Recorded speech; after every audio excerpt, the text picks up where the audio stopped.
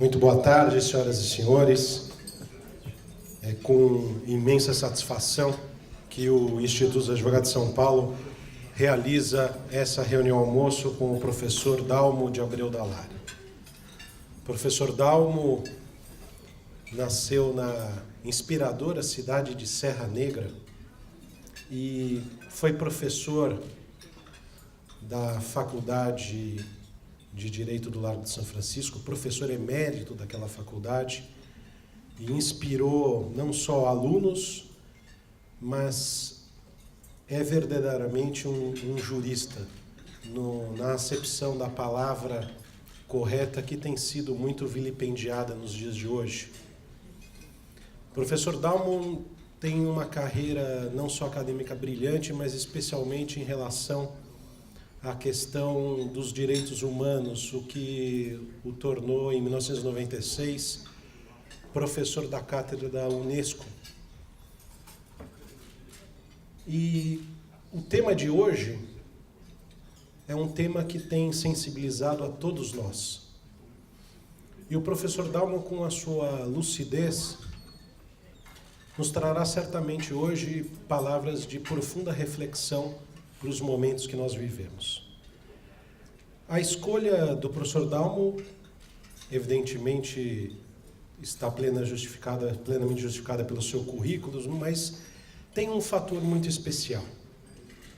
O professor Adilson Dallari, seu irmão, que está aqui presente, que tem participado ativamente do Instituto dos Advogados de São Paulo, encaminhou uma mensagem que ela é pública e que me tocou de uma forma muito especial, e eu queria ter a oportunidade de ler aos senhores. Aqui é uma citação de José Hernández. Os irmãos sejam unidos, esta é a lei primeira. Tenham união verdadeira, em qualquer tempo que seja. Porque se entre si brigam, os devoram os que estão de fora. E o professor Adilson diz: muitas pessoas me perguntaram como é o meu relacionamento com o meu irmão, Dalmo Dallari, em razão da divergência política e ideológica. Explico. Perdi meu pai muito cedo, e o Dalmo é 10 anos mais velho do que eu. Quando eu era adolescente, ele já cursava a Faculdade de Direito do Largo de São Francisco. Ele sempre orientou minhas leituras, me ensinou a gostar de música clássica, despertou minha vocação para o direito, me orientou como seu estagiário, solicitador acadêmico, em seu escritório de advocacia. Me incentivou para a carreira acadêmica, encaminhou minha vida profissional, recomendando-me ao professor Eli Lopes Meirelles. Mostrou pelo exemplo, nos anos de chumbo, que era possível e necessário responder à violência com paz. E, entre tantas outras coisas, me ensinou a conviver com as divergências, que é algo inerente ao mundo jurídico. Enfim, ele tem muito a ver por eu ser como sou. Foi, é e sempre será meu irmão, merecedor da minha gratidão, da minha admiração e de meu amor fraterno. Senhoras e senhores, recebam o professor Dalmo de Abreu Dallari. Bom, meus caros colegas e amigos, e para que não me acusem de discriminação, eu saúdo também as minhas caras colegas e amigas. Eu recebi esse honroso convite para estar aqui hoje, participar daquilo que eu diria que é uma comunhão da família jurídica. E recebi também o convite para dizer algumas palavras, fazer algumas reflexões, inclusive me sugeriram que fizesse essas reflexões dentro do tema de traços essenciais do Estado Democrático de Direito. Eu vou fazer aquilo que muitas vezes eu tenho feito dizendo que é uma reflexão em voz alta. Mas, desde logo, quero dizer que fiquem tranquilos, porque eu não vou dar uma aula, não vou fazer uma palestra, vou fazer realmente uma breve reflexão. Acho que realmente o tema é de grande importância, de grande atualidade, e eu vou procurar apenas fixar alguns aspectos que me parecem de extrema relevância e muito importantes no Brasil de hoje, em face de tudo o que vem ocorrendo. E talvez surpreenda vocês que eu diga, e eu digo com toda tranquilidade, que eu sou otimista em relação ao Brasil. Não temo uma reviravolta, a instauração de um sistema antidemocrático, porque eu acredito que nós avançamos e fixamos bases muito sólidas, e a nossa principal base é a Constituição de 88. E aqui quero também dizer desde logo a vocês, como tenho dito na minha circulação pelo Brasil afora, que eu não tenho nenhuma vinculação e nunca tive com nenhum dos partidos políticos existentes no Brasil. Quando se fez a convocação da Constituinte, e eu trabalhei muito para que houvesse a convocação, eu fui convidado por vários partidos para ser candidato à Constituinte, mas tinham imposto uma condição, é que para ser candidato era obrigatório filiar-se a um partido político, e eu não me filiei. Disse, não, eu sou jurista e quero preservar a minha independência jurídica, então não me filiei. Mas isso não significou que eu deixasse de trabalhar e de atuar intensamente pela Constituinte e dentro da Constituinte. Eu, já àquela altura, trabalhava bastante pelos direitos dos índios, dos quilombolas, e várias vezes eu fui à Constituinte falar em favor dessas comunidades. Mas mais do que isso, eu fui à Constituinte, eu vou fazer uma referência breve a isso, também defender a democracia direta, a democracia que já se começava a designar como democracia participativa. Então, dentro dessa temática que me foi proposta, quer dizer, os traços essenciais do Estado democrático de direito. Desde logo, eu chamo a atenção para um aspecto que já me tinha despertado curiosidade, e até tinha me surpreendido, é que nenhum dos comentadores da Constituição brasileira, e nós temos eminentes comentadores, inclusive aqui presentes, ninguém desceu a pormenores explicando o que significa ser Estado democrático de direito. E eu várias vezes pesquisei para ter esta informação e acabei me fixando num determinado ponto, num determinado aspecto, que já no final eu vou expor. Mas aqui lembrando, e é uma das razões do meu otimismo em relação ao Brasil, relembrando a origem da preocupação com a democracia, da afirmação da democracia como uma situação ideal. E eu lembro, então, a origem grega, a origem em Aristóteles. Quer dizer, na verdade, já se praticou a democracia com muitas limitações, evidentemente, limitações quanto à temática, limitações quanto aos participantes, mas foi uma semente fundamental. Lembram-se de Aristóteles falando no ser humano como o animal político, é o animal da polis, é o animal que necessita da convivência. Quer dizer, a convivência é essencial para que o ser humano satisfaça as suas necessidades essenciais, necessidades que são, em parte, sob um aspecto de natureza material, Mas o ser humano tem outros tipos de necessidade. Tem necessidades espirituais e tem também necessidades afetivas. E para a satisfação dessas necessidades é indispensável a convivência. Mas aí você começa a colocar uma problemática que atravessou os séculos.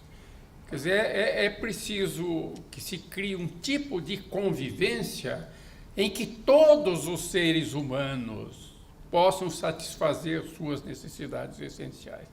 E esse foi um problema que levou séculos para ser claramente enfrentado. Quer dizer, na verdade, voltando às origens, nós vamos ver que depois do período da Antiguidade, da Idade Média, houve muitas disputas, mas essa questão não avançou. E começa a ser colocada uma questão mais direta em relação a essa temática na Inglaterra dos séculos XVI, século XVII, e depois mais amplamente no século XVIII.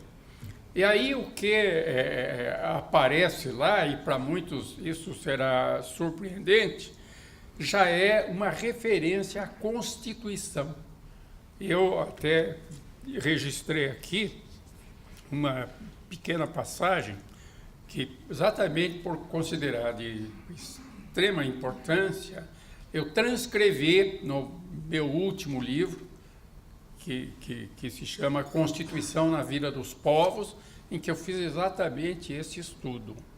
Aí, apenas entre parênteses, eu digo, não achem que é meu último livro, porque não virão outros, não. É o último até agora, hein? E até eu vou adiantar um pormenor, e tenho certeza que as minhas caras colegas juristas vão gostar da notícia. O meu próximo livro a sair, que já está na editora Saraiva, tem por título a Declaração dos Direitos da Mulher e da Cidadã. E este livro foi baseado em informações históricas que eu descobri na França. Permitam dizer, eu há vários anos, coisa de quase 30 anos, eu dou aulas na França. Eu sou professor da Universidade de Paris. Na França, a idade limite é 65 anos. Mas criaram uma categoria especial que é o professor visitante, aí não tem limite.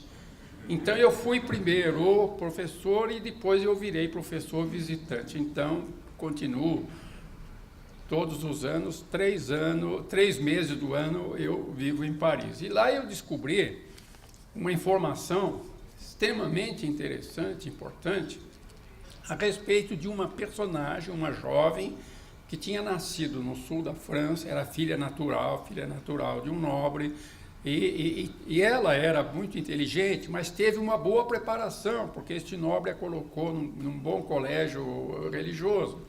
E ela tinha talento para escrever. E começou a se interessar especialmente por teatro. Depois conseguiu um amigo rico que a financiasse, mudou-se para Paris e começou a produzir peças teatrais. Mas aí ela se sensibilizou por questões sociais, por questões de direitos fundamentais, e ficou indignada com a escravidão dos negros. E escreveu uma peça sobre a escravidão, denunciando a escravidão, as injustiças da escravidão. Aí ela já começou a criar inimigos. Depois, ela, verificando a situação da mulher, escreveu uma peça a favor do divórcio. E, obviamente, a Igreja Católica, que era fortíssima, ficou contra ela também. E depois, quando a Assembleia Francesa da Revolução publicou a Declaração dos Direitos do Homem e do Cidadão, ela ficou indignada. Isso é discriminatório. Mas aí aconteceu isso, ela frequentando os círculos mais chiques de Paris, os salões parisienses, tinha começado a frequentar os salões da mulher do Condorcet, o grande jurista, e ficou amiga do Condorcet e aprendeu muito com ele.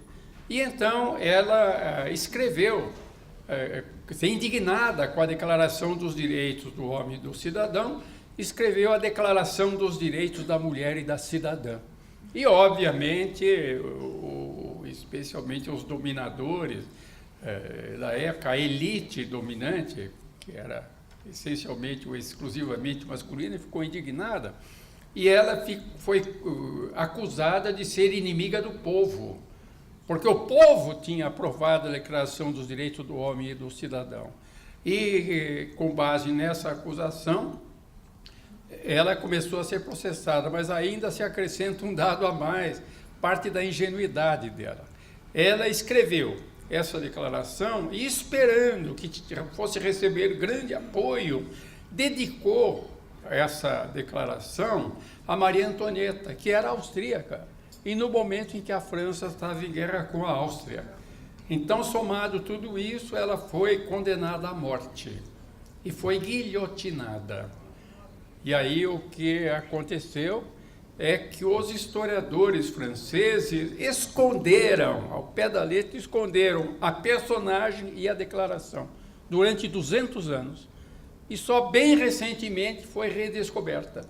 Foi redescoberta, começou a ser divulgada, e aí o que aconteceu? Numa das minhas permanências em Paris, eu, numa das livrarias, descobri um pequeno texto que falava disso. Eu fiquei impressionado, empolgado, fiz a pesquisa, levantei dados da biografia da personagem, consegui o texto da declaração, conto sucintamente, mas a história da personagem, e incluo o texto em português da Declaração dos Direitos da Mulher e da Cidadã. E é isso que vai ser publicado, que será o meu próximo livro, a Declaração dos Direitos da Mulher e da Cidadã, por Olympia de Gouges.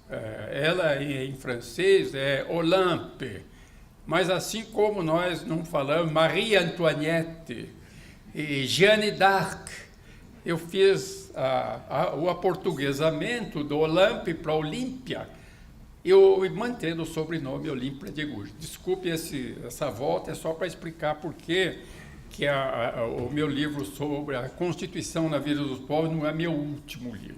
Vocês não vão se livrar de mim tão fácil. Pois bem, então, o que eu dizia é isso, é que houve, já na Inglaterra, esta referência à Constituição, e aqui também, isso é um pequeno trecho de um grande filósofo e jurista inglês, Bolingbroke, que eu transcrevo no meu livro, Constituição na Vida dos Povos, em que ele diz isso: a Constituição compreende um conjunto de leis, institutos e costumes derivados de certos princípios racionais, fixados, dirigidos a certos aspectos do bem público estabelecidos, que compõem o sistema geral, de acordo com o qual a comunidade concordou em ser governada. Ele já dizia isso no século XVIII, que havia esse conjunto de valores, de costumes, que compunham a constituição do povo inglês, e que a comunidade que tinha escolhido, definido esses costumes, esses valores, queria ser governada de acordo com eles. Então, nasce aí, na verdade, a ideia de Constituição. Depois há o avanço, a ideia é retomada e se começa também já uma discussão a respeito da noção de democracia. Mas ainda, em termos de Constituição, eu acho que é oportuno relembrar isto, começa uma intensa discussão na França, século XVII, depois século XVIII, e há uma diferença de colocação, porque, ao mesmo tempo que se afirmava que havia a necessidade de estabelecer regras políticas e jurídicas fundamentais, havia, como foi feito por Montesquieu, havia restrições que estão registradas em obras clássicas, e uma delas está em Rousseau, no Contrato Social, em que ele diz isso: um povo deve ter 3 códigos, um político, um civil e um penal. O Código Civil é que cuida das relações particulares entre as pessoas, e aí ele inclui com grande ênfase o direito de propriedade. E o penal, que cuida dos crimes, das relações penais. E depois ele diz: o Código Político define a organização política e regula as relações de ordem pública, mas aí ele complementa textualmente: sem interferir nas relações privadas. E isso acabou se refletindo na concepção francesa de direito e de Constituição. De fato, quando vem a Revolução, opondo-se ao absolutismo, convoca-se a Assembleia que primeiro publicou a declaração, exatamente aquela que Olympe condenou, a Declaração dos Direitos do Homem e do Cidadão. E aí há 2 pontos que eu acho que é interessante ressaltar. Um deles é que o único direito que é expressamente mencionado ali como sagrado é o direito de propriedade. Mas isso é um reflexo de quem estava dominando, de quem estava comandando o processo. Então, o direito sagrado de propriedade. E depois há uma série de regras a respeito da participação política, estabelecendo restrições extremamente sérias. Mas a declaração já previa a elaboração de um Código Civil, exatamente dentro daquela ideia de que haveria um código político, um civil e um penal. E desde então, na França, ficou estabelecido que a Constituição não é um documento jurídico, é um código político. E o documento jurídico foi feito em 1804, já em pleno napoleonismo, que foi o Código Civil francês. Então, o Código Civil é o direito, e a partir daí é que se constrói toda uma teoria jurídica. Quer dizer, é direito o que está escrito no Código. Então, é o legalismo estrito, é o legalismo formal.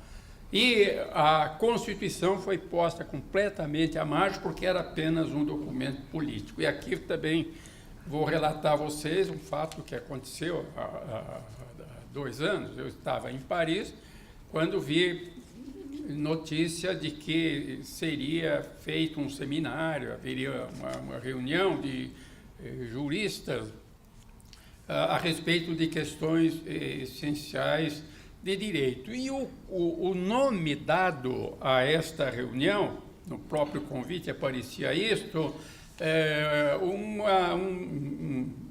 será um seminário sobre Código Civil e Constituições. Era isso que estava escrito. Eu fui. E quem comandava e abriu o seminário e fez a oração inicial foi uma grande jurista francesa, que é o grande nome do direito civil francês na atualidade, Elisabeth Zoller. E a Elisabeth Zoller diz isso: olha, Código Civil e Constituições, porque desde 1804 a França vive com o mesmo Código Civil. A França até hoje teve um Código Civil. Ele sofreu alterações, mas é o Código Civil francês. Por isso, Código Civil. E constituições. Ela disse que isso não tem importância, a França já teve 15 constituições e realmente agora ela está na 15ª Constituição. Então, realmente, nenhuma importância ou quase nenhuma à Constituição. E, lamentavelmente, foi essa vertente que influiu sobre o Brasil. A nossa primeira Constituição, de 1824, é totalmente baseada, influenciada pela Constituição francesa.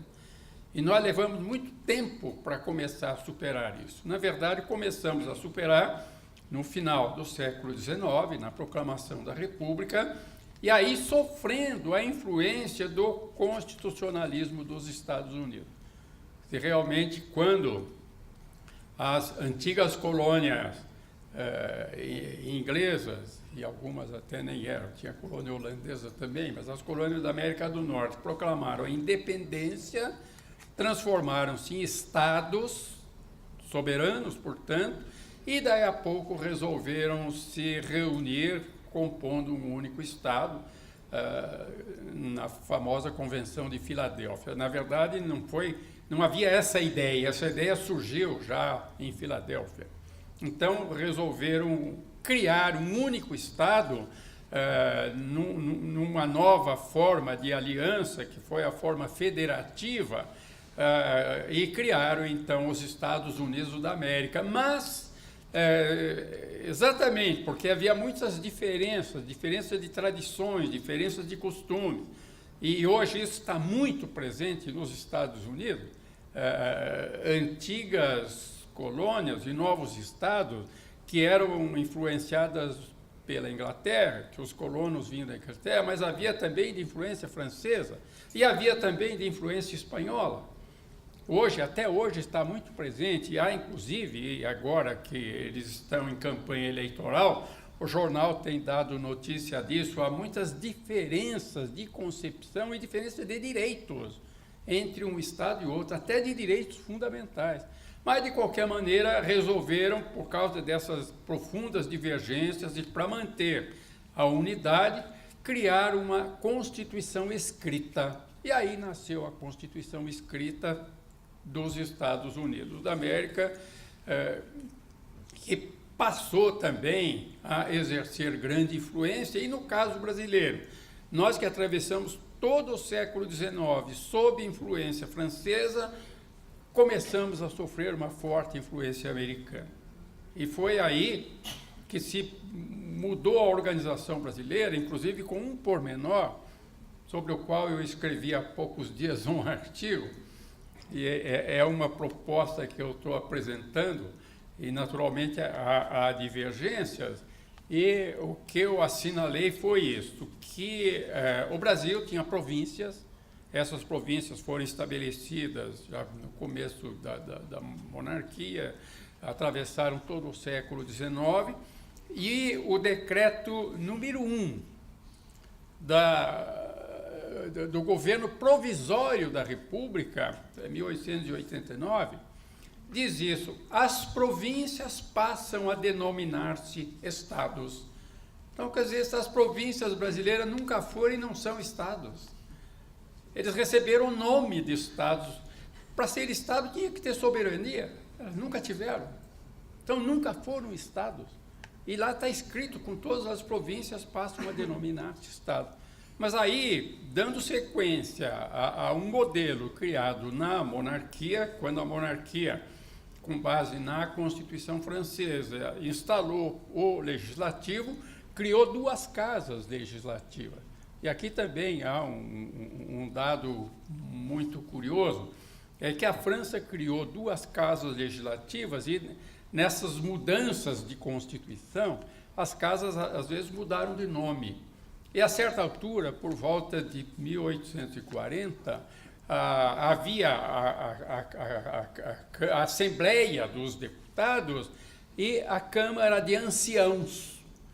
Para ser desta outra Câmara, havia uma série de exigências, inclusive uma renda anual mínima, mas a exigência expressa é de que tivesse pelo menos 40 anos de idade. Era a Câmara dos Anciãos. Então, quantos anciãos estão presentes aqui, né? Pois bem, a história continua, para não incumpridar demais. Então, o Brasil foi fortemente influenciado pelos Estados Unidos, mas aí já se tinha colocado também a questão da democratização. E isso foi colocado já na discussão da Constituição dos Estados Unidos. Entretanto, não houve grandes avanços, mas a questão foi colocada. E depois vem a famosa colocação de Abraham Lincoln isso já é de 1860, em que dirá isso, que o sistema ideal, o sistema democrático, estabelecer como forma de organização política de uma democracia que é o governo do povo, para o povo e pelo povo. E aí se começa a discutir como é que o povo participaria. E também, para não incumpridar demais, houve uma evolução, criaram-se algumas hipóteses de democracia direta, mas sob a alegação de que as populações já eram muito grandes, havia muita gente, os assuntos eram muito diversos e às vezes muito difíceis, então se reservou o mínimo para a democracia direta. Senão a solução é a democracia representativa. Então o povo vai eleger representantes. E aí vem todo o desenvolvimento da democracia representativa e mais modernamente, com aquele desdobramento de democracia direta e semidireta e democracia representativa.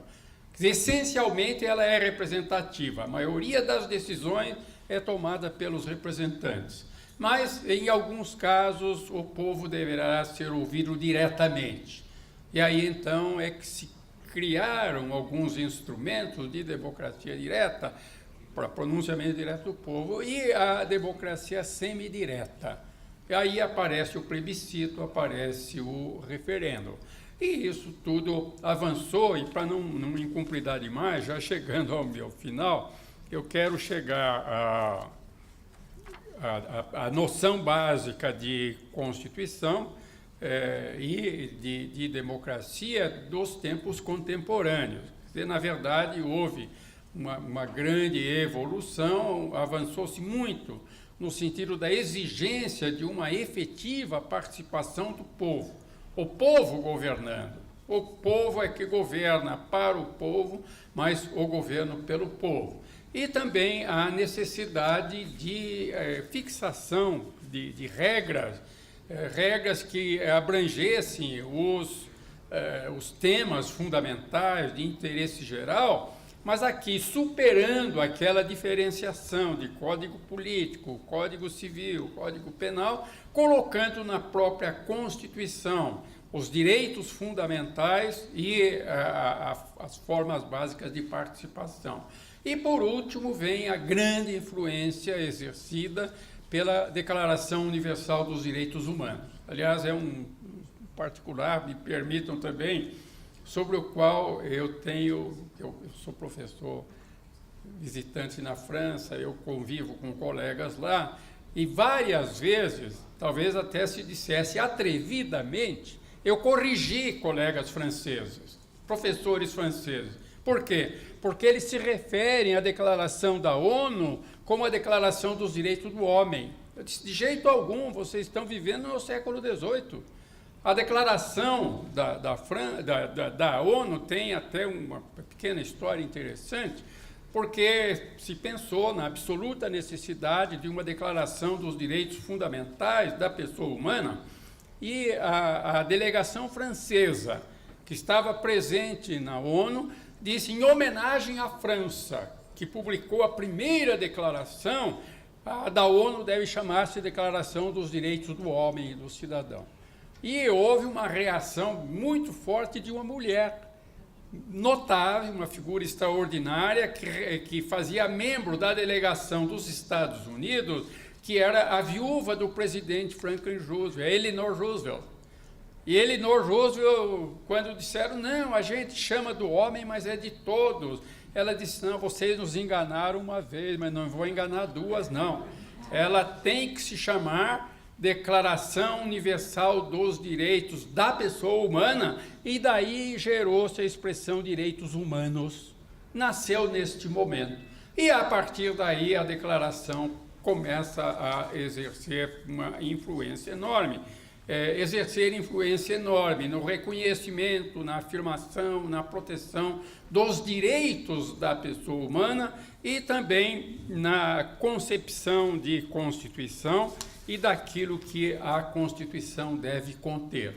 E isso acabou, evidentemente, se refletindo também no Brasil.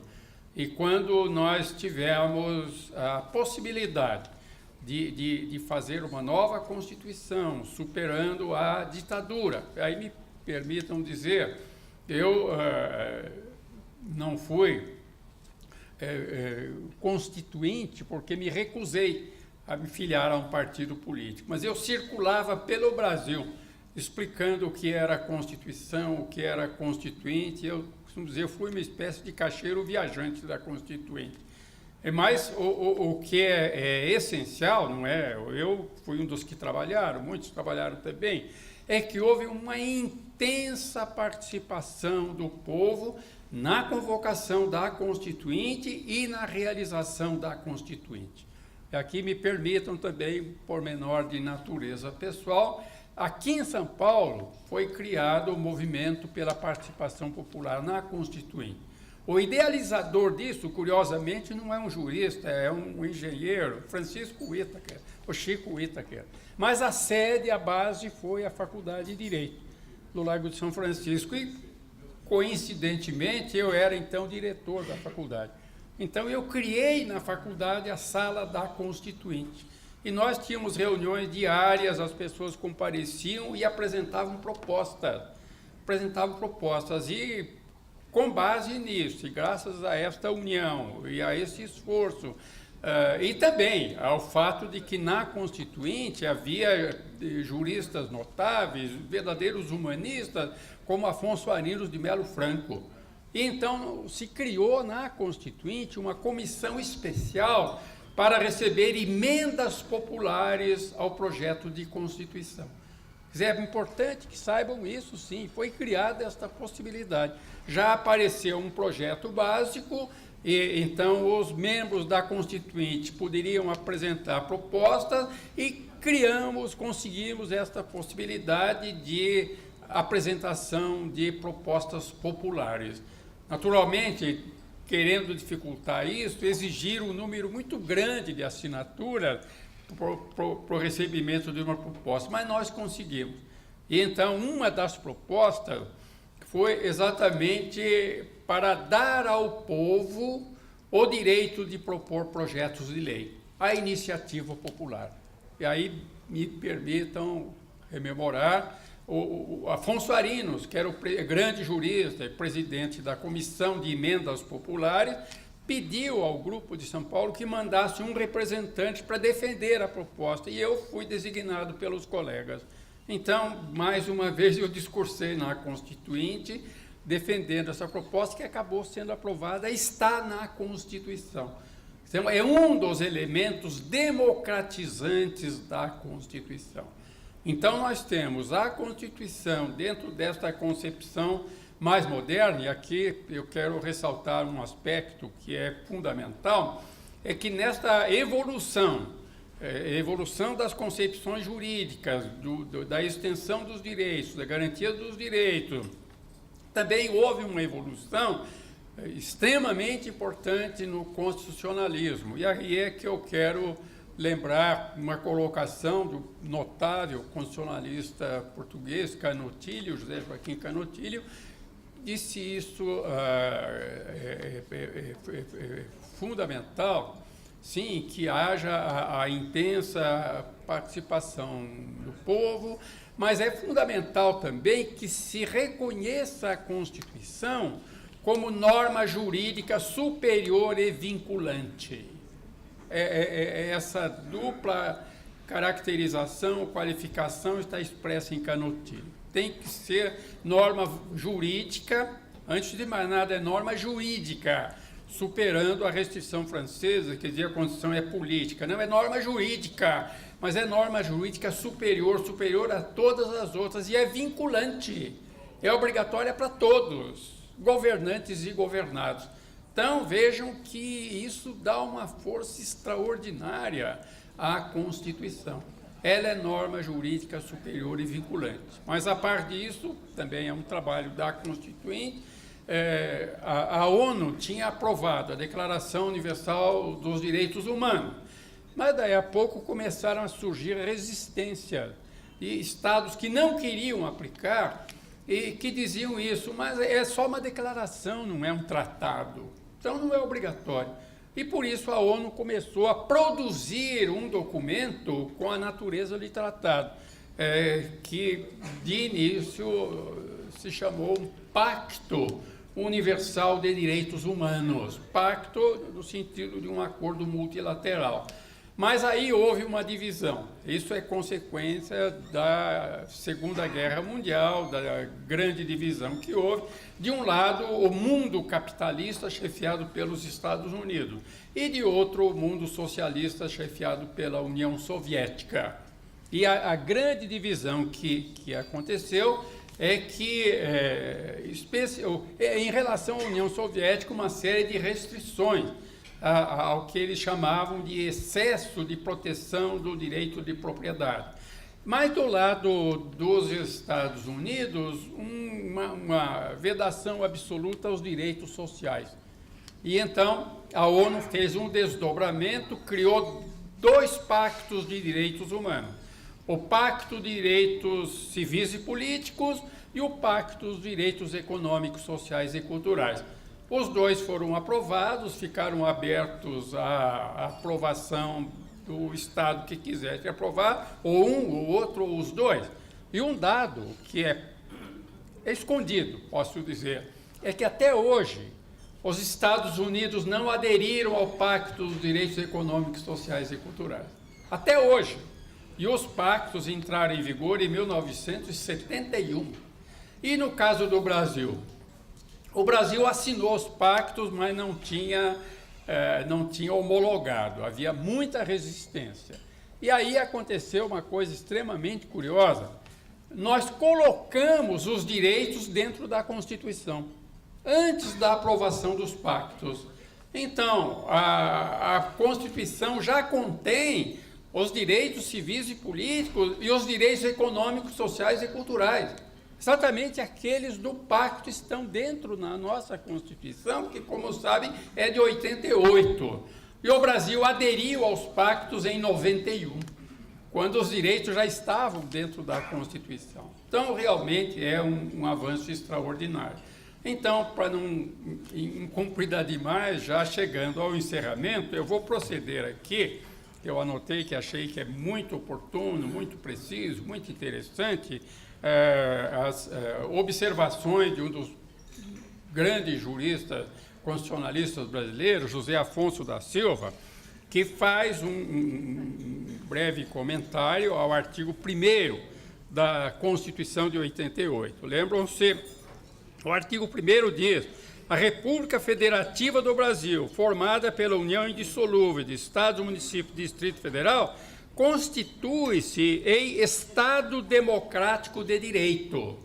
E tem como fundamentos, depois vem os fundamentos. Mas eu acho que foi até por isso que me sugeriram esse tema, porque isso está no artigo 1º da Declaração.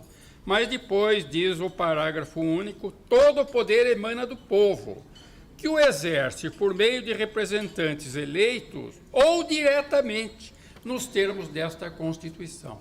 E, exatamente comentando isto, é que diz José Afonso da Silva: o regime político adotado pela Constituição de 88 funda-se no princípio democrático.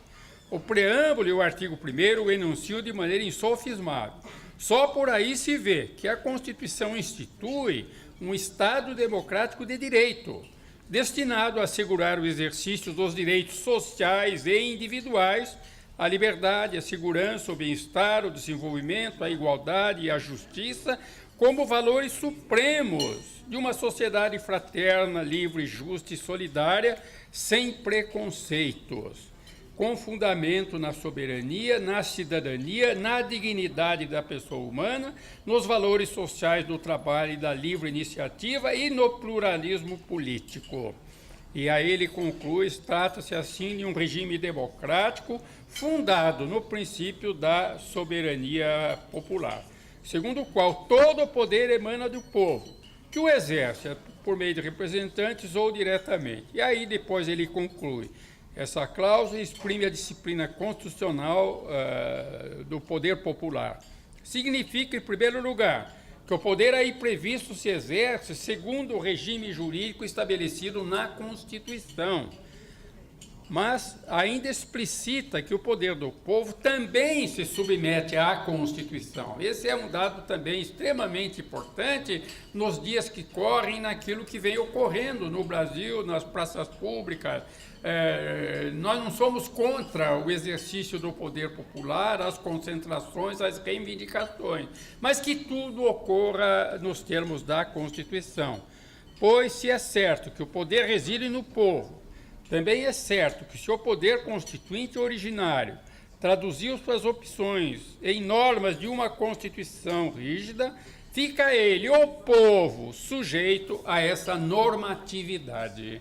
Então, aí está, desculpem, eu fui mais longo do que pretendia, mas essa temática me empolga. Eu realmente me apaixono quando trato e acho que é uma oportunidade excepcional que foi me dado com esse honroso convite de fazer essa reflexão em voz alta perante colegas militantes do direito, pessoas que já estão influindo e poderão influir para que o Brasil seja efetivamente um Estado democrático de direito. Então, muito obrigado.